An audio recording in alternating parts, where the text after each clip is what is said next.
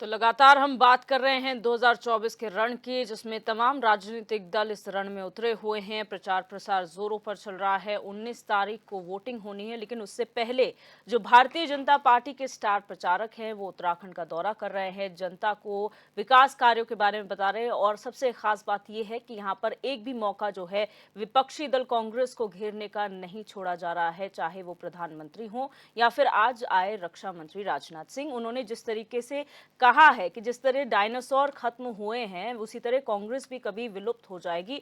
किस तरीके से इन बयानों को देखा जा रहा है और कांग्रेस की क्या कुछ तैयारियां हैं, इन तमाम मुद्दों को लेकर हम चर्चा करेंगे। हमारे साथ मेहमान जुड़ चुके हैं, हम उनका इंट्रोडक्शन आपसे करा देते हैं। हमारे साथ संदीप चमोली जी कांग्रेस प्रवक्ता जुड़ चुके हैं और राजेश बिष्ट जी भाजपा प्रवक्ता लाइव जुड़े हुए हैं। आप दोनों का बहुत बहुत स्वागत है। सबसे पहले संदीप चमोली जी, यहाँ पर इसलिए आपसे पहला सवाल है क्योंकि आज राजनाथ सिंह आए, उससे पहले कल प्रधानमंत्री आए थे, लेकिन दोनों या फिर कह लीजिए जितने भी स्टार प्रचारक आ रहे हैं उसमें एक चीज कॉमन है कि कांग्रेस पूरी तरह से निशाने में है और कांग्रेस मुक्त भारत का नारा दिया जा रहा है। कांग्रेस इन बयानों को कैसे देख रही है? दिव्यदर्शनी, सबसे बड़ी बात तो हैरानी की यह है कि इस राज्य में जब भाजपा नेतृत्व के सर्वोच्च पद पे बैठे हुए लोग, और वो भी कुछ ऐसे पद जिन पदों पर आसीत होकर उनको ऐसे शब्दों का प्रयोग नहीं करना चाहिए, ये इस पूरे देश के लिए, इस पूरे राज्य के लिए दुर्भाग्य की बात है। आप राजनाथ सिंह जी के पूरे भाषण को अगर आप सुनेंगे तो पूरे भाषण में वो कहते रहे कि हमारे द्वारा ये योजना इस देश में लागू की गई, हमारे द्वारा ये योजना इस देश में लागू की गई। आपको जान के हैरानी होगी कि जिस हर घर जल योजना की वो इतनी कसीदे जिसकी तारीफ में पढ़ने का काम कर रहे थे, जब इस राज्य में उसकी पूरी जानकारी जब सूचना के अधिकार से जब उजागर हुई तो आपको जानकार के हैरानी होगी कि पिथौरागढ़ में मात्र कागजों पर भाजपा के जो एजेंट थे, जो ठेकेदार थे भाजपा के, उन्होंने मात्र पेपरों पे ही हर जल जो योजना थी उसके जो नल और पाइप थे मात्र पेपरों पे उकेरने का काम करे था। और उससे भी हैरानी तब थी जब इनके क्षेत्रीय विधायकों ने उनका निरीक्षण भी किया होगा और पैसा भी लोगों को जारी हो गया और पैसा भी उनको रिलीज हो गया। और इसके साथ साथ अगर आप देखें इन माननीय प्रधानमंत्री जी के भाषणों में और माननीय राजनाथ सिंह के भाषणों में, इनकी भाषणों में अगर आप देखें तो एक ऐसी गुरूरता, एक ऐसा कहेंगे दुस्साहस इनके भाषणों में दिव्यदर्शनी देखने को मिला जो बड़ी हैरानी की बात है। ये पीठ थपथपा रहे हैं राम के नाम पे। आपको बता देना चाहिए साथ साथ कि राम मंदिर भाजपा ने नहीं, कोर्ट के माध्यम से बना है और देश के हर व्यक्ति, देश के हर मजहब, मैं तो कहूँगा हर व्यक्ति की श्रद्धा राम के प्रति थी और राम सबके थे। तो राम बनाने का काम कोई भाजपा ने नहीं किया है, लेकिन भाजपा निरंतर भगवान राम को अपना पैटेंट करना चाहती है। ये एक बहुत बड़ा सोचने का विषय है। भगवान राम, भाजपा इस पूरे चुनाव के अगर आप कार्यकाल में देखेंगे दिव्यदर्शनी, तो एक कोई भी नैरेटिव जिससे भाजपा चुनाव लड़ती थी, कोई भी नैरेटिव ऐसा ना इस देश में ना हमारे राज्य में स्थापित कर पाए, कोई भी नैरेटिव। इसलिए आप इनका जो पूरा ये बात करते, रक्षा मंत्री थे, कोई इनसे पूछता कि क्या आपने जो अग्निवीर योजना लाए हैं, क्या आपको पता है कि जिस राज्य में आप ऐसे लब्बेदार भाषण या झूठे भाषण दे रहे हैं उस राज्य को अग्निवीर योजना से कितना नुकसान हुआ है। जिस घर में दिव्यदर्शनी, प्रत्येक घर में, जिस प्रत्येक घर में एक एक व्यक्ति सैनिक बनने की भावना लेकर पैदा होता हो, और मैं तो ये कहूँगा कि जिस घर में, प्रत्येक घर में एक एक सैनिक जिस घर में रहता हो, जिस परिवार में रहता हो, उस क्षेत्र में, उस उत्तराखंड में आके देश के रक्षा मंत्री ऐसा भाषण देते हैं, ये उनको एक शब्द जो है अग्निवीर पे भी अति आवश्यक उनको कहना चाहिए था। दिव्यदर्शनी, जब मैं छोटा था, मैं छात्र राजनीति में था, तो मैं देखता था कि कई बच्चे सड़कों पर तैयारी करते थे, भागते थे, जाते थे। हमारे पहाड़ों पे जो सेना का एक क्रेज था, वो जब से ये अग्निवीर लाए हैं, अग्निवीर योजना भी देखे ना, कितनी आदमी 18 साल की उम्र में भर्ती होगा और 4-5 साल में रिटायर हो जाएगा। तो मतलब ये इनका कितना बड़ा छलावा, रक्षा मंत्री आते कहते नहीं विचार होगा। हम तो वो लोग हैं जिनको अंग्रेजों ने भी अपनी सेना में वीर गढ़वाली कहकर भर्ती किया। हम तो वो लोग हैं जिन्होंने कुमाऊं रेजिमेंट का मान बढ़ाया है। लेकिन दिव्यदर्शनी, हैरानी ये है कि ये मात्र इधर उधर की बातों में उलझाकर हमारे राज्य का रोजगार जो है अग्निवीर के रूप में छीनने का काम जो है देश के रक्षा मंत्री ने किया है। बिल्कुल। राजेश बिष्ट जी, तमाम जो स्टार प्रचारक यहाँ पर आ रहे हैं, चाहे वो प्रधानमंत्री कल आए हों या रक्षा मंत्री राजनाथ सिंह आज आए हों, जो विकास की कार्य गिनाए जा रहे हैं वो अपनी जगह ठीक है, लेकिन आप लोगों को ऐसा क्यों लगता है कि ये देश कांग्रेस मुक्त भारत होगा, यानी कि मुख्य विपक्षी दल से वांछित हो जाएगा? क्या ये वजह है कि इतने सारे कांग्रेसी आपकी पार्टी ज्वाइन कर रहे हैं, या फिर वजह कुछ और है? देखिए, इसमें साफ वजह यह है, आदरणीय नरेंद्र मोदी जी के द्वारा जो देश में 2047 का विकसित भारत का सपना लेकर जो लोगों के बीच में अपनी नीति और रीति रख के लोगों को समझा रहे हैं कि 2047 में जो स्वर्णिम शताब्दी वर्ष हमारा ये 21वीं सदी का हमारा देश मनाएगा, उस समय देश की जो व्यवस्था रहेगी वो बीते 55 और 60 साल के कांग्रेस शासन से बहुत बेहतर होगी। और जो लोगों ने ये सारी चीजें आज से 20 साल 30 साल पहले हो जानी चाहिए थी वो नहीं मिल पाई हैं। भ्रष्टाचार की भेंट चढ़ा है हमारा ये कांग्रेस का शासनकाल जो 10 वर्षों का हमारे देश को मिला था। उन सारी व्यवस्थाओं से ऊपर निकल के देश आगे सबसे अग्रिम पंक्ति में रहेगा, ऐसा उनका कहना है। रही कांग्रेस की बात, कांग्रेस एक डूबता हुआ जहाज है और इसमें भारतीय जनता पार्टी का कोई दोष नहीं है कि अगर इनके नेता, इनके विधायक, इनके सांसद या इनके पार्षद या इनकी पार्टी के कोई भी कार्यकर्ता अगर आज कांग्रेस छोड़कर भारतीय जनता पार्टी में आ रहे तो वो सिर्फ इसलिए नहीं आ रहे कि उन्हें यहाँ आके कोई पद मिल जाता है या यहाँ आके हम उन्हें कोई बहुत विशेष ओहदा दे देते हैं। वो इसलिए कांग्रेस को छोड़ रहे हैं क्योंकि कांग्रेस का जो शासनकाल रहा है और अभी जो वर्तमान में कांग्रेस पार्टी चल रही है, अगर हम उत्तराखंड की बात करें तो हरीश रावत जी के जिम्मे सिर्फ ये प्रदेश छोड़ दिया क्या है, जो हरीश रावत जी कहेंगे वो इस प्रदेश नहीं, पद नहीं मिल जाता। हमारा जो भी व्यक्ति आपको ज्वाइन करता है, आप लोगों की कांग्रेस वालों की परेशानी यही है, हमारा प्रत्येक व्यक्ति आपके कैबिनेट मंत्री के दर्जे पे है महाराज। ठीक है, एक मिनट, ये समझी बोलिए, प्रत्येक व्यक्ति कैबिनेट मंत्री के दर्जे पे। लोग डिबेट को सुनना नहीं चाहते। कुछ तो कांग्रेसियों में खूबी होगी बड़े भाई, कुछ तो खूबी होगी कांग्रेसियों में। आप अपनी बात रखिए। अरे कुछ तो खूबी होगी। आपने कहा किसी भी महत्वपूर्ण पद पे नहीं है, मत दीजिए। आपने कहा किसी भी महत्वपूर्ण पद पे नहीं है। रेखा आर्या किस पद पे है आप बताइए, सुबोध उनियाल जी किस पद पे है आप बताइए, इसलिए थोड़ा बताइए ना महाराज। बना के रखिए। ठीक है, मैं सतपाल महाराज किस पद पे हैं, ऐसी बातें कर रहे हैं आप। चमोली जी आऊंगी, पहले उनका वक्तव्य प्रवक्ता महोदय सच बोलिए चैनल पे। ठीक है, मैं यही बोल रहा हूँ, आप सच बोलिए। आप आप बताइए, सुबोध उनियाल जी मंत्री नहीं है आपके? चमोली जी आप काउंटर कीजिए, आप काउंटर कीजिएगा, लेकिन उनका वक्तव्य हो जाने दीजिए। राजेश जी अपना वक्तव्य पूरा कीजिए, फिर आगे चर्चा पे बढ़ेंगे। दिव्य दर्शिनी जी, कांग्रेस पार्टी के हर प्रवक्ता को ये पीछे से ट्रेनिंग देकर दी गई है कि आप झूठ पहले बोलते रहिए, जब भारतीय जनता पार्टी के प्रवक्ता अपनी बात रखेंगे तो आप चिल्लाना शुरू कर दीजिए। ये इनका एजेंडा बन गया है। आपको मैं बताना चाहता हूं, कांग्रेस पार्टी मुक्त इसलिए बात हो रही है क्योंकि इनके पास रीति नहीं है, नीति नहीं है, नेतृत्व नहीं है और कोई विजन नहीं है। आज देश कांग्रेस पार्टी को सीरियस लेता ही नहीं है। 5 बारी अगर हमारे 5 सांसद इस प्रदेश के अंदर 2 बारी लगातार जीत के आए, कोई तो कारण होगा। 2014 में अगर लोगों ने 5 सांसदों को जीत के लोकसभा भेजा, फिर रिपीट 2019 में करा, और वो मार्जिन ऐसा नहीं है कि 10, 20, 50 हजार वोटों का रहा है। अगर आप 2019 का डाटा उठाकर देखते हैं तो आपको दिखाई देगा कि 3 और 3.5 लाख वोटों का मार्जिन। ये जो टेन्योर निकलता जा रहा है, ये इनकी विफलता का टेन्योर है, क्योंकि हमारे देश के लोगों ने 2004 से 14 का जब इनको टेन्योर दिया तो इन्होंने सिर्फ और सिर्फ शहजादे के परिवार और शहजादे के महल, इसको बनाने में अपना समय निकाला। और जो लोग इस रीति नीति के अंदर नहीं आए वो धीरे धीरे कांग्रेस छोड़ते गए। और भारतीय जनता पार्टी आज देश की हर एक विपक्षी पार्टी के लिए भी एक चुनौती इसलिए बनी हुई है क्योंकि देश के लोगों को भारतीय जनता पार्टी को इतना अपार स्नेह और सम्मान मिल रहा है। नरेंद्र मोदी जी को आज देश का हर व्यक्ति सुनना चाह रहा है। नरेंद्र मोदी जी को आज देश का हर एक व्यक्ति प्यार करता है।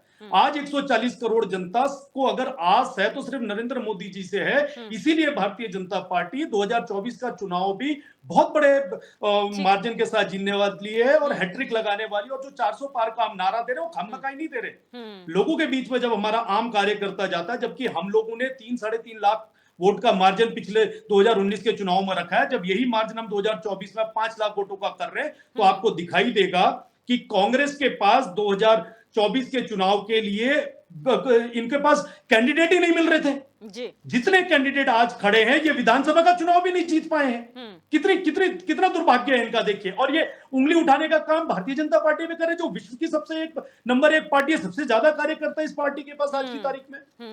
ठीक है, उस पे भी आएंगे अभी। देवचंद्र उत्तराखंडी जी, यूकेडी प्रवक्ता हमारे साथ जुड़ चुके हैं। उत्तराखंडी जी, बहुत स्वागत है आपका इस चर्चा में। तमाम तैयारियों का हम जिक्र कर चुके हैं, किस तरीके से आप लोगों की रणनीतियां हैं, इस पर बात कर चुके हैं। लेकिन जो विपक्ष मुक्त भारत की कल्पना की जा रही है या जो मैसेज देने की कोशिश की जा रही है, कितना सही आप इसे मानते हैं? देखो, मैसेज तो मैसेज ही होता है। और जहाँ तक धरातल पर बात है, तो सत्ता में रहते हुए भी बीजेपी फेलियर दिखाई दे रही है। अगर अभी भी जो ओपिनियन पोल हैं लोगों के, जो अभी से लोग शुरू कर रहे हैं, उसमें बीजेपी की 2 सीट दिखाई दे रहे हैं। अगर मैं गलत हूं तो आपके चैनल से कहीं ना कहीं मिल जाएगा। बाकी जहां तक तैयारी रही हमारी तैयारी, तो आपको पता है हमारे पास न सत्ता है और न हमारे पास इतना पहले से धन है। हमारे पास सिर्फ जनता है और जनता बल है। हम उसके बीच में चल रहे हैं। बाकी जो मुद्दे हैं, राष्ट्रीय मुद्दों से लेकर के और हमारे जो स्थानीय, जो राज्य स्तर के मुद्दे हैं, वो बार बार हमारे जनता के बीच में हम रख रहे हैं। और हमारे चारों जगहों पर अच्छी प्रचार प्रसार चल रहा है, व्यक्तिगत तौर पर चल रहा है, 1 to 1 चल रहा है। हम लोग जो नुक्कड़ नाटिका टाइप जो बोल सकते हैं आप, छोटे छोटे शहरों में 3-4 जगहों पर, मोड़ों पर और कॉलोनियों के बीच में हमारे चुनाव प्रचार चल रहे हैं। लेकिन आपको बता दें कि हमें बिल्कुल खुशी इस बात की हो रही है कि जनता ने बदलाव का मन बना लिया है। अब आपको बार बार हम एक चीज़ आपके चैनल के माध्यम से जनता को भी बताना चाहते हैं कि ये बड़ा जनता के पैसों का बड़ा दुरुपयोग हो रहा है कि जब प्रधानमंत्री के तौर पर, रक्षा मंत्री के तौर पर आप स्टार प्रचारक के तौर पर आते हैं, जो खर्चा है वो सरकारी लगता है। ये बहुत विडंबना है, बड़ी दुख की बात है। इसको अगर सब जिस दिन जनता समझ जाएगी, तब उनको समझ में आएगा कि हाँ, ये बात सही है। ये पैसा जनता का है, ये पैसा इनका अपना नहीं है। हालांकि इन्होंने काफी इलेक्टोरल बॉन्ड बनाकर अपने पास रखा है, लेकिन वर्तमान में जो रक्षा मंत्री के तौर पर और जो यहाँ तक प्रधानमंत्री के तौर पर और जो इनकी पार्टी अध्यक्ष का भी खर्चा सरकारी तौर पर उठा रहे हैं, ये बहुत बड़ी जनता के लिए बहुत बड़ा धोखा है। और साथ ही साथ बाकी आपको कई बार हमने अपने चैनलों में आपको माध्यम से बताया है कि मुद्दों पर अभी तक प्रधानमंत्री ने नहीं बोला, मुद्दों पर अभी तक राजनाथ सिंह जी ने नहीं बोला, मुद्दों पर नड्डा जी ने नहीं बोला। सिर्फ एक चीज है कि कांग्रेस कांग्रेस कांग्रेस, घर बनाए थे, घर देने थे, चाबी जवाहरलाल नेहरू ले गए हैं। इस टाइप के जुमले इनके चलते रहते हैं। और मैं थोड़ा अपडेट नहीं हूं, मैं आपके माध्यम से जानना चाहूंगा, शायद अभी भी इनका मैनिफेस्टो तैयार नहीं हुआ है। और मैनिफेस्टो कब तैयार होगा, रूलिंग पार्टी का मैनिफेस्टो कब तैयार होगा, ये एक बहुत बड़ी दुखद घटना है। क्योंकि ये बताने क्या जा रही है, सिर्फ कांग्रेस को दोष देना, बाकी पार्टियों को दोष देना, अपना दोष नहीं बताना।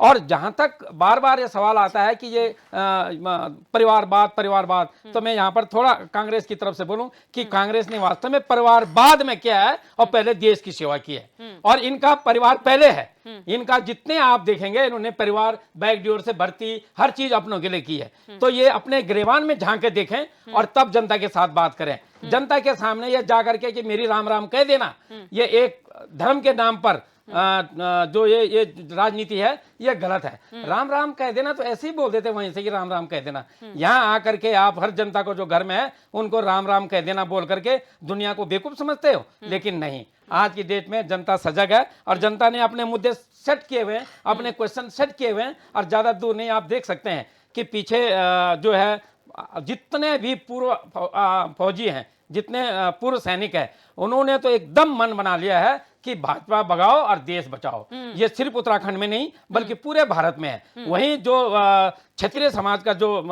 समाज है, उन्होंने भी ये इस चीज की प्रण लिया है, उन्होंने कसम लिया बकायदा कि हम बीजेपी को वोट नहीं देंगे।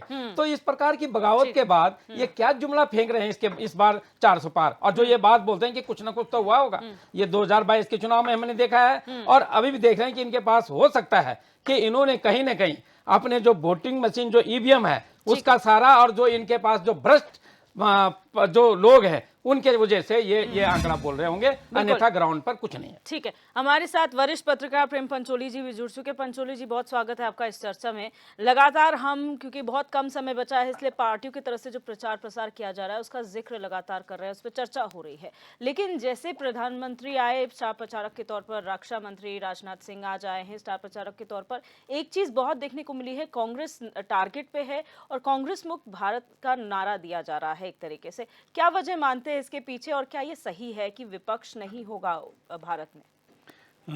देखो, ये एक सोचने और समझने की आवश्यकता है आज की दृष्टि में कि यदि भाजपा ये कहती है कि कांग्रेस मुक्त भारत की वो कल्पना करते हैं, तो वो कितनी संभव है वो तो हर चुनाव के परिणाम के बाद उनको पता चल जाता है।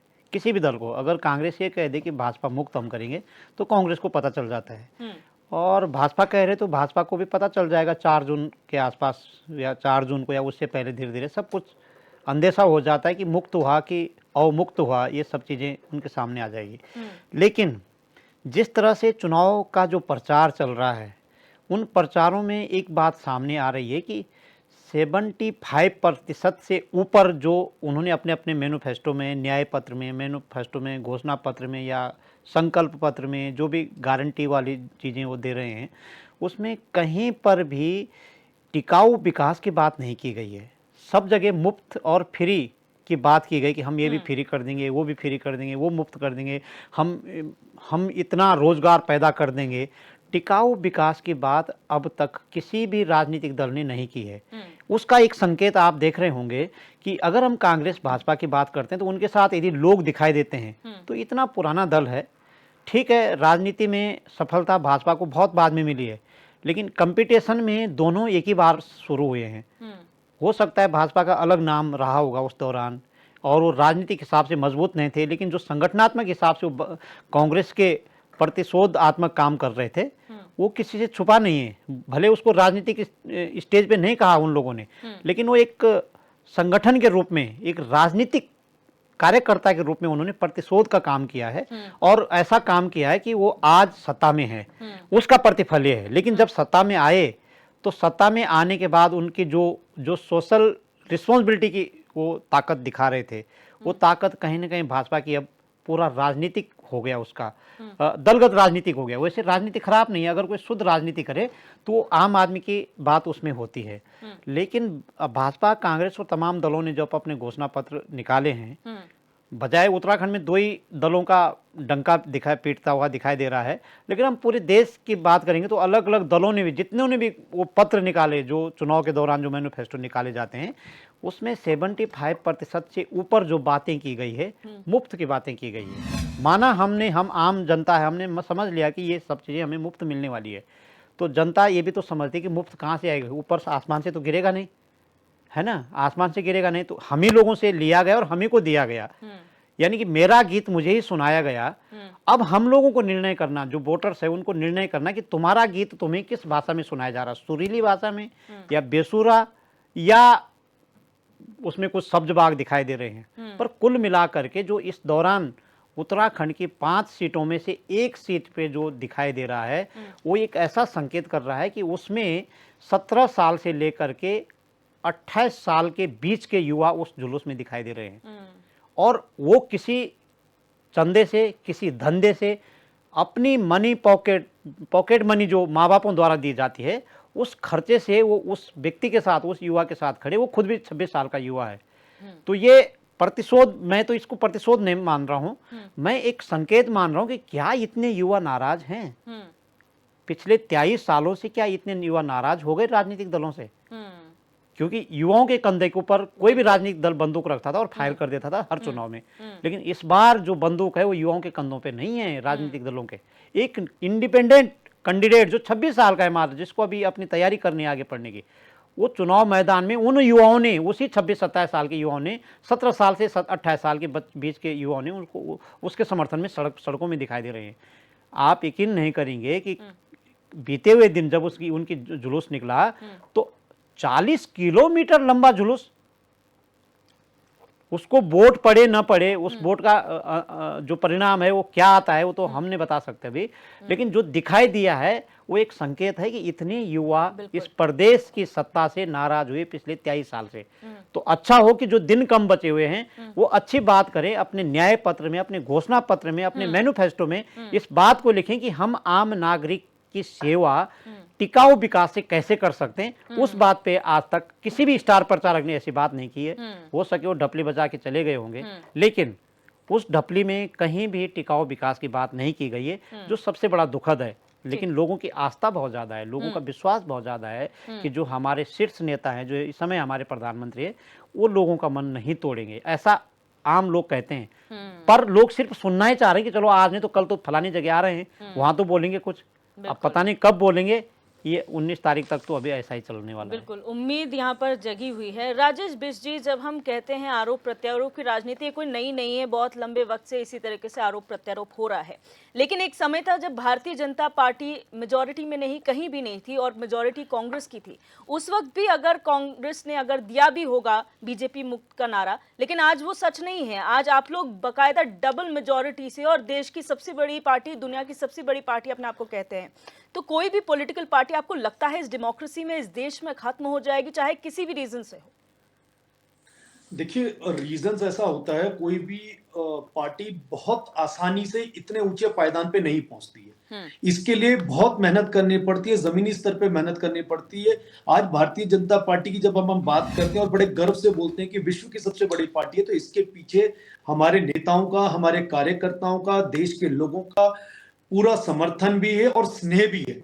जो संघर्ष भारतीय जनता पार्टी के कार्यकर्ताओं ने किया वो कोई 2-4 दिन, 2-4 साल, 5 साल का संघर्ष नहीं है। अगर हम आजादी के बाद से देखें तो 16.5-17 साल हमने स्वर्गीय पंडित जवाहरलाल नेहरू जी को दिया। उसके बाद का जो कार्यकाल किसी भी अन्य पार्टी के राजनेता को प्रधानमंत्री बनने का सुख इस देश में नहीं मिल पाया। 1 साल का समय आदरणीय अटल बिहारी वाजपेयी जी को मिला, तो वो एक वोट के कारण जब लोकसभा में मजाक उड़ाते हुए, हंसी उड़ाते हुए, ठिठोली उड़ाते हुए और तंज कसते हुए जब उनका अपमान किया गया था, भारतीय जनता पार्टी को नकारा गया था विपक्ष ने, वो दिन भी कांग्रेस को याद करना चाहिए था कि वो उन्होंने उस दिन क्या किया। 6 साल का जो सफल समय उनको मिला, उस समय में उत्तराखंड को पृथक राज्य बनाने का, एक अलग राज्य बनाने का काम अगर किया तो अटल बिहारी वाजपेयी जी के शासनकाल में हुआ है। ये बात भी उत्तराखंडियों को याद रखनी पड़ेगी। अभी मैं कुछ साथियों को सुन रहा था, यूकेडी, वो क्या कह रहे हैं? वो कह रहे हैं जी मैं कांग्रेस की तरफ से बोल रहा हूं। तो मुझे लगता है इन दोनों में से किसी एक को ही बैठा लीजिए जब कांग्रेस के पक्ष में बात करनी है तो। भाई, आप अपनी पार्टी की बात नहीं कर रहे हैं, आप जमीन में अपने एजेंडे पे बात नहीं कर रहे हैं, आप हमारे एजेंडे पे जा रहे हैं। की कोशिश मत करो, ये आप हैं, आप हमारा एजेंडा नहीं सुन सकते। फिर देखिए, यही तो समस्या है कि बहुत अच्छा आदमी थे। मैं एंकर महोदया से यही कहता हूं कि अगर बैठे आपके आप लोगों का काम ये है कि अच्छा ही बताओ तो बोलते हैं आप गद्दार हो, और आप बड़े गद्दार हैं। आप लोग नहीं चाहते, आप लोग गद्दार हैं। मौका मिलता है, मैं ये डिबेट बोल में रहा हूं मौका मिलता है अपनी बातें रखने का, यहाँ कम से कम आरोप सही बोला होता है प्रत्यारोप उस बात को नहीं सुना करो। कैसा आचरण है? यही आचरण है 44 साल पुरानी पार्टी, 44 साल पुरानी पार्टी को प्रदेश के अंदर एक पार्षद भी नहीं है। एक मिनट शांत हो जाइए, अपनी अपनी बात अपने अपने समय पर रखिएगा। आरोप प्रत्यारोप डिबेट्स में नहीं होने चाहिए, यहाँ पर आप लोग अपनी बातें रखिए। राजेश बिष्ट जी, आप अगर अटल बिहारी वाजपेयी की बात करते हैं, बेशक कुछ इंस्टेंसेस रहे होंगे, लेकिन हमें वो भी याद रखना चाहिए जब वो विपक्ष में थे और विपक्षी नेता होने के नाते उन्हें यूनाइटेड नेशंस भेजा गया था अपने देश को रिप्रेजेंट करने के लिए। ऐसे मौके भी हमने देश में देखे जब नेताओं ने दलगत राजनीति से उठ के कुछ किया हो। तो क्या आपको नहीं लगता अभी भी वो संदेश देना चाहिए कि चाहे कोई भी हो, दलगत राजनीति से उठकर कुछ काम किए जाने चाहिए? दिव्य दर्शनी जी, मैं अपनी बात थोड़ी सी पूरी करता हूं और इस बात का आपका पक्का जवाब दूंगा। मैं ये कहना चाहता हूं, एक पार्टी हमारे बीच में क्षेत्रीय पार्टी ऐसी है जो 44 साल से राजनीतिक पार्टी तो है, लेकिन अपना अस्तित्व बचाने में वो विफल हो रही है। इसके कारणों को हमें समझना होगा और उत्तराखंडी को समझना होगा कि यूकेडी को लोग क्यों पसंद नहीं कर रहे हैं, क्यों इनका एक पार्षद भी इस प्रदेश के अंदर नहीं है, ये बहुत बड़ा सवाल है। दूसरी बात, आपने अटल बिहारी वाजपेयी जी की बात करी। मैं श्रद्धेय अटल बिहारी वाजपेयी जी को वहां जो आपने यूनाइटेड नेशंस में भेज के वक्तव्य देने के लिए और भारत को रिप्रेजेंट करने की बात आपने कही, मैं उसके लिए विपक्ष की सराहना करता हूं। जिस दिन कांग्रेस पार्टी अटल बिहारी वाजपेयी जैसा नेता पैदा कर देगी, उनके जैसा व्यक्ति इनकी पार्टी के अंदर होगा, हम भी विदेश में किसी भी पटल पे ऐसे नेता को भेजने के लिए सबसे पहले प्राथमिकता रखेंगे। इनसे कहिए तो सही, अटल बिहारी वाजपेयी जैसा नेता लाए। होना भी तो चाहिए। पर अब ये इनका एजेंडा क्या है? हरीश रावत जी का 4 दिन पहले का वक्तव्य सुन रहा हूं, वो एक रैली निकालना चाह रहे हैं। क्या है रैली? मैं भी हूं पप्पू। वो अपने मुंह से कह रहे हैं इस प्रदेश के अंदर कांग्रेस पार्टी सुस्त हो चुकी है। वो कह रहे हैं कि कांग्रेस पार्टी के अंदर काम करने वाले लोग नहीं है, सब एसी कमरों में बैठ के लंबे लंबे भाषण देने वाले लोग हैं। यही कारण है कि कांग्रेस लुप्त होते जा रही है। आज राजनाथ सिंह जी की बात बताऊं आपको, मैं लोहाघाट विधानसभा से हूं, मैं लोहाघाट के अंदर उस सभा में शामिल था, और आज जितनी बड़ी संख्या में उनको लोग सुनने के लिए आए थे, आप विश्वास नहीं करेंगे, कुछ लोग ऐसे बुजुर्ग हमें दिखाई दिए जिनका यह कहना था हम फलानी जगह से 5 बजे सुबह चल के राजनाथ सिंह जी का कार्यक्रम सुनने के लिए आए, पैदल आए हैं। तो ये स्नेह है भारतीय जनता पार्टी के नेताओं के लिए, ये प्रेम है भारतीय जनता पार्टी के नेताओं के लिए। ये पार्टी को समर्थन दे रहे हैं लोग जो आज भी मानते हैं कि भारतीय जनता पार्टी वाकई देश के लिए अगर कुछ करने वाली पार्टी है, तो बीजेपी के अलावा इस देश के अंदर दूसरी पार्टी नहीं बची है, ऐसा मेरा मानना है। बिल्कुल ठीक है। संदीप चमोली जी, क्या आपको नहीं लगता कांग्रेस के लिए वो कहावत बिल्कुल ठीक है, हम गैरों की क्या बात करें, हमें तो अपनों ने लूटा? आपके खुद के नेता ऐसे बयानबाजी कर देते हैं जिसमें निश्चित ही तौर पर आप घिरते हैं और फिर आप मुश्किल में पड़ जाते हैं। दिव्यदर्शी, सबसे पहले मैं बड़े भाई बिष्ट की बात का जवाब दूंगा, न कर अपने उजाले पे इतना गुरूर, हर शाम सूरज को भी ढलना होता है। महोदय, आपकी बातों से जो घमंड झलक रहा है, वो घमंड एक दिन आप सबके अंत का कारण बनेगा। आप किस तरह की बातें कर रहे हैं? क्या कौन सा दृष्टिपट है? आप बताइए, कौन सा दृष्टिपत्र है, कौन सा ऐसा आपका एजेंडा है जिस पे आप इस राज्य में चुनाव लड़ रहे हैं? बताइए। पूरे भारतवर्ष में अकेला आप एक ऐसा दल है जिसका कोई भी एजेंडा नहीं है। अगर आप एजेंडा जारी भी करते तो 19 को पहले चरण में हमारे यहाँ वोटिंग होनी है। कोई मान्यवर, हमारे एजेंडे को छोड़ो, आपको लोग क्यों चुने? अरे महाराज सुनने का सुनने का मादा रखिए, सुनने का मादा रखिए, बिल्कुल मादा है सर, सुनने का मादा रखिए महाराज, दिल बहुत बड़ा है। आप सुनने का मादा रखिए। जिस राष्ट्रीय दल ने अपना दृष्टि पत्र भी जारी नहीं किया हो, वो इस राज्य के लिए क्या करेंगे? दिव्यदर्शी, आपको क्यों चुने ये बता दो महाराज, हमारी छोड़ो, आपको क्यों चुने? लोग सुन लीजिए, मैं बता रहा हूं आपको, मैं सुन रहे हैं, आपको क्यों चुने ये जवाब दे दीजिए। सुनने का मादा रखिए। मुझे पता है कि जब मैं सच बोलूंगा तो आप इस तरीके से बीच में बोलेंगे। आप बोलिएगा, आपको बोलने का पूरा समय दिया जाएगा। जब यहां आपके प्रधानमंत्री आते हैं तो वो क्यों नहीं जिस आईडीपीएल ग्राउंड में इतनी बड़ी बड़ी भाषण करते, क्यों वो फिर वही बात हम कह रहे हैं, आपको क्यों चुने साहब? महाराज, आप ये बता दो, प्रधानमंत्री को छोड़िए, क्यों अंकिता बहन के प्रकरण में एक शब्द, क्यों अंकिता बहन के प्रकरण में एक शब्द आपके देश के इन्हें क्यों चुनना है ये नहीं क्यों पता नहीं बोलते हैं? क्यों नहीं बोलते? क्यों चुनना है क्यों नहीं बोलते? बड़ी क्यों नहीं? वो कहते हैं कि भाजपा के नेता मंत्रियों द्वारा हमारे देश की बेटी को मारा गया। नहीं कहेंगे, हमारे एजेंडे पे बात करेंगे, क्यों हमारे प्रधानमंत्री जी पे बात करेंगे, आपको क्यों वो मूल निवास पे नहीं बोलते? बिजनेस सुनने का, अरे भाई साहब, आपको क्यों चुनना है? अरे सुनने का मादा रखिए। क्यों चुना? अरे जीतता तो हर बार हिटलर भी था। क्यों आप देखिए राज्य की महंगाई, राज्य की बेरोजगारी, राज्य में कानून व्यवस्था देखिए महाराज, देखिए। अरे आके छोड़ के, अरे ये तो वही हो गए, अंधा राजा राज कर रहा है और सारे अंध भक्त उसके सैनिक बने पड़े हैं। धरती पे पहाड़ की स्थिति देखिए, धरती पे आइए, अग्निवीर ने आपके परिवार के लोगों को बर्बाद किया होगा। अरे साहब, आपको क्यों अपनी बातें रखें। पूरे प्रदेश जनता युवाओं को बर्बाद किया अग्निवीर ने महाराज, पूरे प्रदेश। और सुनिए, अपनी बात को खत्म करता हूँ, इनको बता देना चाहता हूँ, इनके ज्ञान में वर्धन करता हूं। अटल बिहारी वाजपेयी के अलावा भी इस देश में प्रधानमंत्री गैर कांग्रेसी हुए हैं। इनकी जानकारी के लिए बता दूं, कई कांग्रेसी में चौधरी चरण सिंह भी गैर कांग्रेसी थे महाराज। कई संयुक्त दलों के लोग कितने दिन के लिए थे महाराज? बने। जानकारी रखिए महाराज, ये रटी रटाई बातें ना बोलिए, आप रटी रटाई बातें ना बोलिए या चैनल पे झूठ ना बोलिए। सुनिए, कमल हमेशा कीचड़ में खुलता है।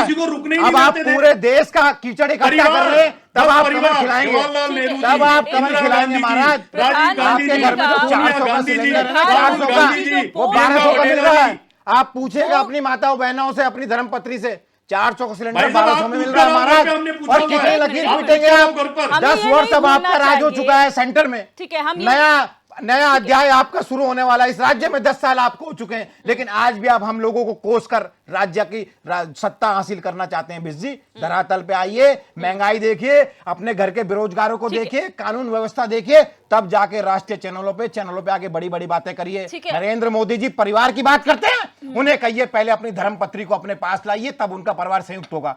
इस देश में आज भी हम अगर पूजा करने बैठे, हम हिंदू शस्त्र धर्मी के लोग हैं, दिव्यदर्शिनी हमारे बगल में हमारी धर्मपत्री बैठती, तब हम पूजा आरंभ करते हैं। अरे आप परिवार की बात करते हैं, हर भाजपा का आदमी कह रहा मेरा परिवार मेरा परिवार। अरे पहले अपनी धर्मपत्नी को सम्मान दीजिए महाराज, तब आप अरे परिवार की देश बात के लिए करिए। समर्पित अरे होंगे, महाराज तो समर्पित परिवार का मतलब बनेंगे। आप अपनी एक धर्मपत्नी मिनट, परिवार का करेंगे। क्या फायदा ठीक जिसके है। कैसी समर्पित की बात हमें करते ये हैं? नहीं भूलना लूटने चाहिए कि का जिस काम पद की किया हम आप बात लोगों ने, कर रहे हैं वो भ्रष्टाचारी सरकार बन कॉन्स्टिट्यूशनल गई पद थी है आपकी, और वो इसीलिए ऐसे ही लोगों ने नहीं दोबारा मिल मौका जाता। नहीं ये दिया। देश की जनता चुनती है, प्रधानमंत्री को जनता चुनती है, कोई नियुक्त करके नहीं भेजता है प्रधानमंत्री को। यानी कि जितने भी प्रधानमंत्री रहे हैं बाकायदा वोटिंग के जरिए लोगों की चॉइस और लोगों के वोट्स पड़ने के बाद प्रधानमंत्री बने हैं। तो कुछ तो उनमें रहा होगा कि वो प्रधानमंत्री जैसी पोस्ट उन्होंने संभाली और आज भी ऐसे प्रधानमंत्री हमें मिल रहे हैं। प्रधानमंत्री के पद को ना छुए तो ज्यादा बेटर रहेगा। उत्तराखंडी जी, यहाँ पर तमाम राजनीतिक दलगत राजनीति से उठने की बात करते हैं। वो समय शायद चला गया कि अगर हम उम्मीद भी करें कि अब कोई दलगत राजनीति से उठ के कुछ करेगा, लेकिन आरोप प्रत्यारोप के अलावा आपको लगता है कि जो दोनों राजनीतिक दल हैं, चाहे बीजेपी हो या कांग्रेस, इन दोनों पार्टियों की कुछ आइडियोलॉजी में चेंजेस हुए हैं पिछले कुछ समय में? देखिए दिव्या जी, अभी आप जो पंचोली जी को सुन रहे थे और आपको मैं यहाँ पर जितने भी बार मैं यहाँ आया हूँ, मैंने देखा जितने भी जो वरिष्ठ पत्रकार या स्वतंत्र पत्रकार या जो भी राजनीतिक विश्लेषक होते हैं, उनकी जो बात होती है हमारे अपने उत्तराखंड क्रांति दल के उस मिर्चे पे बिल्कुल स्टिक उतरती है। तो हम समझते हैं कहीं ना कहीं हम अच्छी बात कर रहे हैं। सिर्फ हमारे ये है कि हम जनता के बीच तब न जा करके न जा पाए, लेकिन अभी हम हैं जनता के बीच। और यही वजह है कि आज जो उत्तराखंड क्रांति दल की तरफ से जो पूरा बहुमत लेकर के जो निर्दलीय चुनाव लड़ रहा है बॉबी पवार, उसके लिए लोगों का बिल्कुल नारा ये है कि अब की बार बॉबी पवार नहीं करो और किसी पर विचार। आप ये समझ सकते हैं कि आप इस बात को पंचोली जी ने अभी बिल्कुल स्पष्ट कर दिया उन्होंने कि वास्तव में जो अभी मतदाता भी नहीं है, 18 साल से कम है, वो भी सड़कों पे है उसके सपोर्ट में। और वही हाल पौड़ी में भी है। पौड़ी में भी लोग जब जगह जगह पर जा रहे हैं, अभी कल श्रीनगर वगैरह में उनकी रैली आएंगी, तो वहां पर भी लोगों का अंकिता भंडारी के केस को देखते हुए, मूल निवास को देखते हुए और जो हमारा जो भू कानून की लेकर के चल रहे हैं, उसको लेकर जनता पूरे की तरफ से उत्तराखंड क्रांति दल को सपोर्ट करने के मूड में है, बदलाव के मूड में। मैं एक चीज और बता दूं आपको कि बीजेपी का यहाँ पर जो आना है, या तो उनका ज्ञान पूरा नहीं है या फिर वो यहाँ पर लपेटने की कोशिश करते हैं। अगर हमने किसी को ये बोल दिया कि कांग्रेस ने बोला तो आप दूसरे की पार्टी कर रहे हैं, इन बातों को छोड़ो। अरे अच्छाई को अच्छा बोलना सीखो। जब तक ये नहीं सीखोगे तुम लोग राजनीति नहीं कर सकते। और तुम्हारी बदले की भावना की राजनीति ऐसी है कि मैं आपके माध्यम से आपको बताता हूं। हमारा एक युवा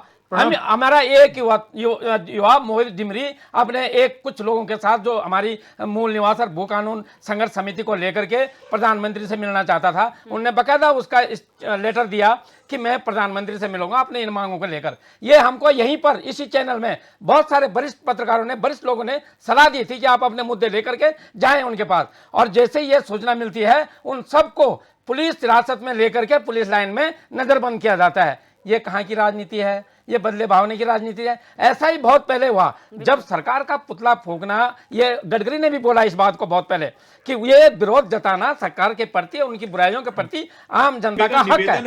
ये हमारा जो फंडामेंटल राइट है, उसमें जब हम सरकार का पुतला फूंकने की कोशिश कर रहे थे, उस टाइम उन्होंने पुतला हटा दिया। और आप ये देखो पूरे चुनाव में ना तो अपने चार कैंडिडेट की बात नहीं कर रहे, बॉबी पवार की बात कर रहे हैं। बड़ी हैरानी है मुझे इस बात साहब ने एक बात बोलनी थी कि अग्निवीर को हम बदले जिस एजेंडे पे बात होनी उस एजेंडे पे बात ही नहीं हो रही है। मैं भी यूकेडी की कहानी 44 साल पुरानी सुनाने लगा था।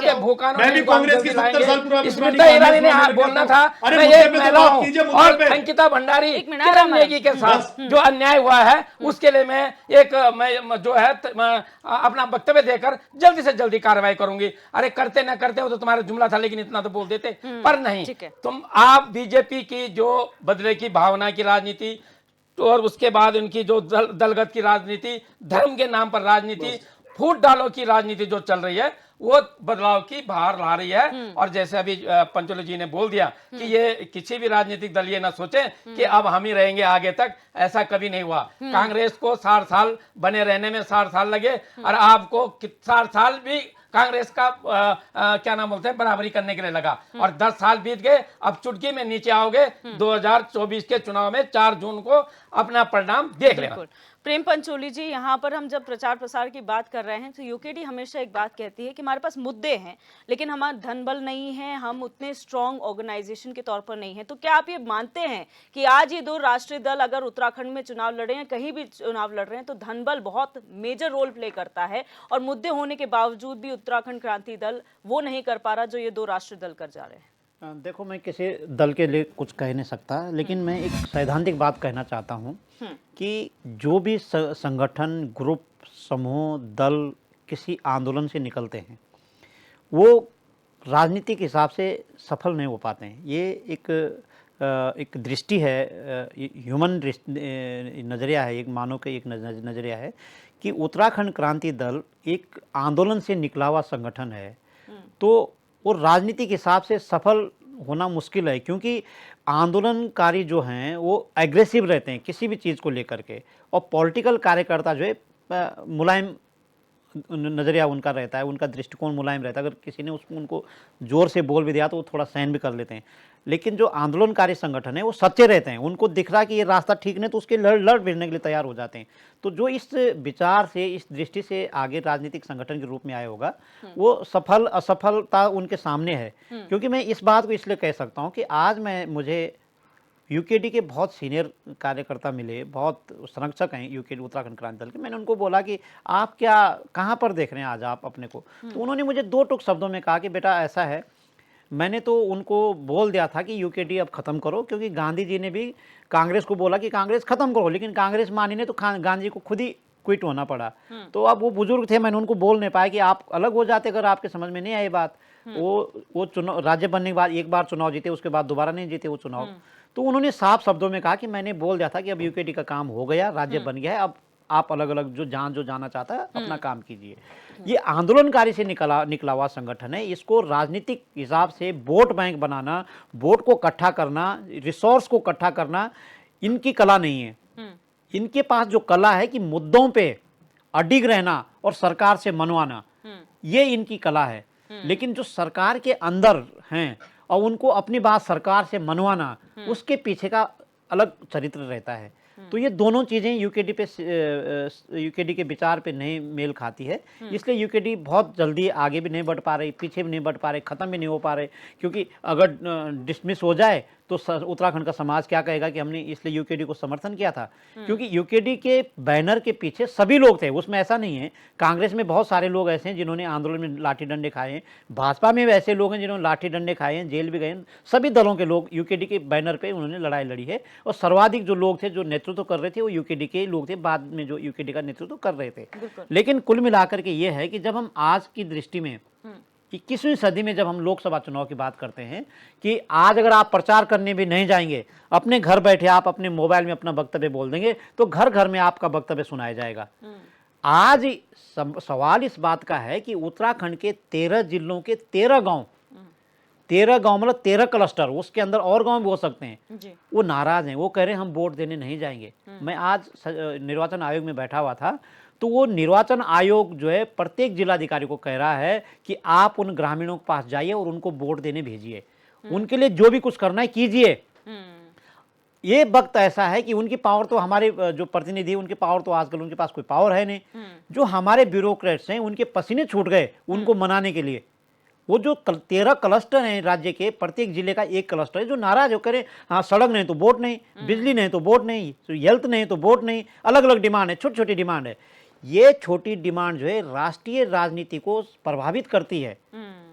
इस छोटी डिमांड को पूरी करने के लिए जो आजकल उत्तराखंड में चल रहा है कि यहाँ का एक परिपक्व भू कानून आना चाहिए था, यहाँ का एक मूल निवास आना चाहिए था। उस मूल निवास पे ये नहीं कि उसकी डेडलाइन जो 1950 हो, मिल बैठ करके एक तय कर देना चाहिए था कि मूल निवास कैसा।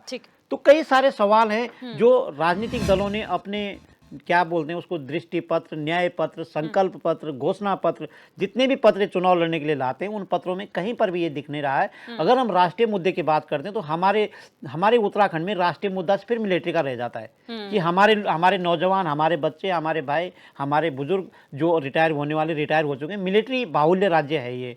तो वही राष्ट्रीय मुद्दा रह जाता है। बिल्कुल। तो मिलिट्री बाहुल्य राज्य के लिए भी तो उनके लिए भी तो भू कानून चाहिए, उनके लिए लाइट बिजली चाहिए, उनके लिए हेल्थ चाहिए, उनके लिए ये सब चीजें नहीं चाहिए। तो उसको हम कनेक्ट कैसे करें, जी। ये जिम्मेदारी राजनीतिक दलों की होनी चाहिए, जो बिल्कुल अब 10 दिन भी नहीं रहे, कम ही दिन रहे, इतने दिन में कौन क्या करेगा, बिल्कुल। वो समय चला जा रहा है, कौन बोलेगा ये कुछ समझ में बात नहीं आ रही, लेकिन वोट जब पड़ेंगे उसमें पता चल जाएगा कि लोगों को कितना लुभाया।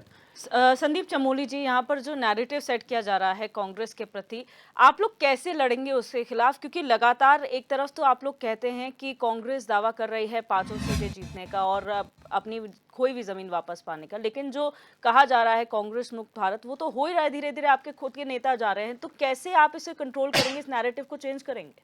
जबरदस्ती नैरेटिव पे चुनाव भाजपा लड़ती है, कांग्रेस सदैव जन समर्थन पे और जन उद्देश्यों पे चुनाव लड़ने का कांग्रेस ने देश की आज़ादी से अब तक का काम किया है। आप भाजपा को समझिए, 2014 में जब भाजपा का आरंभ होता है तो एक एजेंडे के साथ इन लोगों ने सत्ता प्राप्त की, जैसे जैसे एजेंडा इनको मिलता रहा, इन्होंने सत्ता को प्राप्त करते रहे।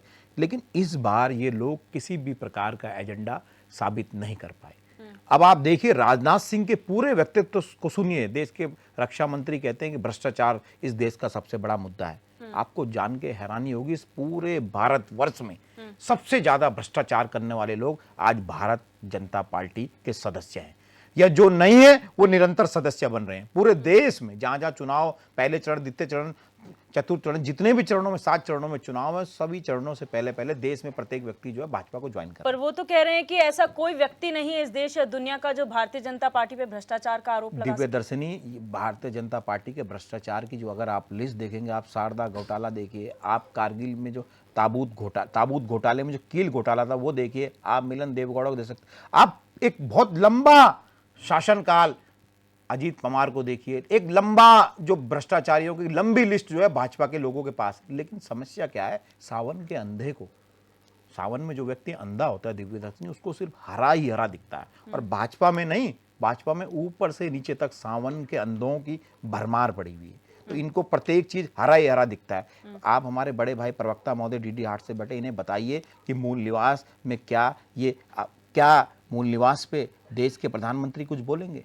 क्या अंकिता बहन के मामले में प्रधानमंत्री कुछ बोलेंगे? क्या जो यूके SSS का मामला हुआ था, जो इनका एजेंट भाजपा से जो जिला पंचायत सदस्य हाकम सिंह था, क्या उसके मामले में देश के प्रधानमंत्री कुछ बोले? अरे और इससे तो छोड़िए, जैसे कि बड़े भाई प्रवक्ता हमारे साथी ने कहा है कि जो अग्निवीर योजना है, जिसने हमारी रोजी रोटी पर, हमारे स्वाभिमान पर और देश पे रक्षा करने के लिए, प्राण निछावर करने के लिए, दिव्य दर्शनी आपको जानकर हैरानी होगी, जब भी देश में कहीं युद्ध होता था तो इस राज्य का लाल सबसे पहले शहीद होता था। और हम गर्व से कहते थे कि मैं इस राज्य का वासी हूं जहां सेना से हर घर से एक व्यक्ति सेना से। इन्होंने तो हमें इस लायक भी नहीं छोड़ा। अगर कम से कम इनके 5 जो सांसद थे, जब संसद के पटल पर अग्निवीर योजना रखी जा रही थी, तो एक व्यक्ति तो कहता नहीं, ये योजना मेरे राज्य के लिए अभिशाप साबित होगी। लेकिन नहीं, कह तो रहा हूं, सावन के अंधे हैं, सबको हरा ही हरा दिखता है। और ये पार्टी जो है ना, ये एजेंडे पे चलने वाली पार्टी है। एजेंडे पे चल के ये इस देश का, इस राज्य का दिव्य दर्शनी कभी भला नहीं कर सकती। ठीक है, मैं फाइनल कमेंट की ओर बढ़ूंगी और राजेश बीजी आपसे शुरू करूंगी। शॉर्ट में फाइनल कमेंट अब क्या कहना चाहेंगे, क्योंकि बहुत कम वक्त बचा हुआ है। अब जो आने वाले स्टार प्रचारक हैं, क्या इन मुद्दों को वो डिस्कस करेंगे या मंच से बोलेंगे?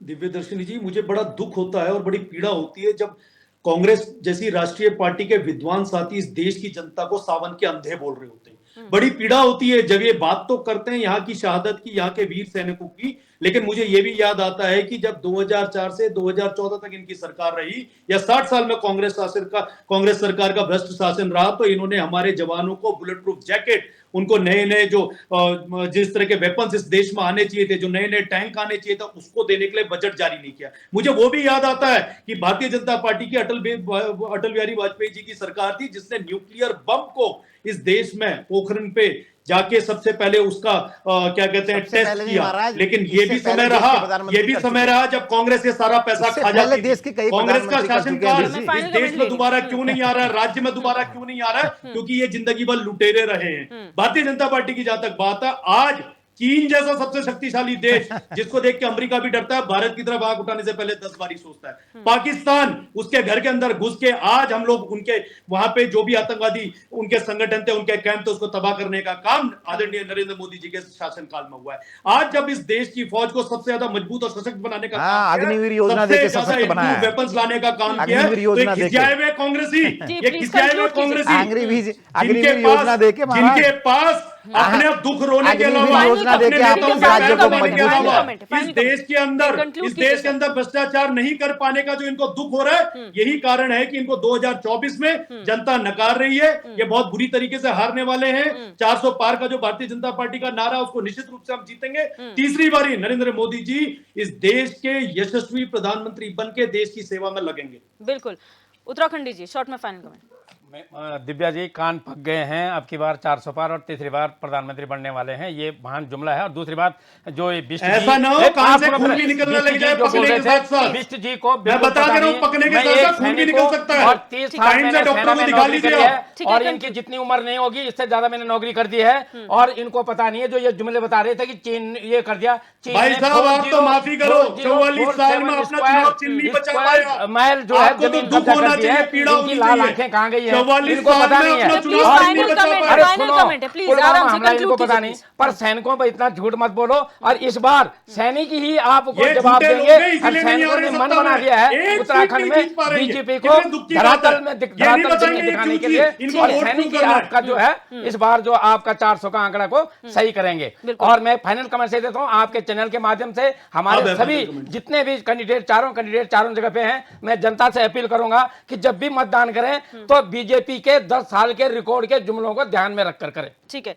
और यूकेडी को क्यों वोट देना, ये भी याद रखें, जो चुनाव चिन्ह नहीं बचा पाए। राजेश बिष्ट जी, काट की हांडी बार बार नहीं चढ़ती। आप 2 बार चढ़ा चुके हैं, तीसरी बार नहीं चढ़ा पाएंगे। तीसरी बारी आप भी जैसे आप मानिए discussion राजेश खत्म हो बिष्ट गया, जी, जो आरोप अग्निवीर प्रत्यारोप नहीं। योजना आप लाए हैं वो मेरे भाई राज्य साहब, के लिए रोते रहो, अभिश्राप जनता है। आपका घड़ियाली मेरे आंसू राज्य देख के लिए रही है। अभिश्राप है। ये हो सकता है घड़ियाली आंसू राजनीति आपको आपका कुछ नहीं व्यवसाय मिलना। हो सकता कुछ है नहीं राजनीति मिलना, आपका घड़ियाली व्यवसाय हो आंसू भाई महाराज, साहब। मान लेकिन जाओ आप मेरे मेरी बात परिवार को। का व्यवसाय देश की आप सेवा लोग करना हार है, मान चुके हैं, परिवार हमारे की देश नौकरी की सेवा करनी करना है। है। तो देश आप की सेवा मानिए करनी है आपने। मानिए परिवार की नौकरी मानिए करनी है। आप और आप नौकरी अक्षय करने जी की का योजना बात ला के कीजिए, देश को कंक्लूड बर्बाद कीजिए। करने का काम किया है देश बिष्ट जी। जान चुका ठीक है, है। परिवार की नौकरी अरे करनी है। महाराज, आप छोड़ते रहिए नौकरी। कंक्लूडिंग का टाइम है। प्रेम पंचोली जी, शॉर्ट में फाइनल कमेंट। मैं तो यही कहना चाहूंगा कि जो भी सत्ता में आए, अब इस बार का चुनाव तो हो गया है, उनसे एक ही प्रार्थना रहेगी कि चुनाव देने की जो प्रक्रिया है ना, उसको टेक्नोलॉजी में लाएं, क्योंकि उसमें भी बड़ा भ्रष्टाचार की शिकायतें आ रही है, ताकि आदमी घर बैठे वोट दे दे और घर ही बैठे उसकी पर्ची निकल जाए।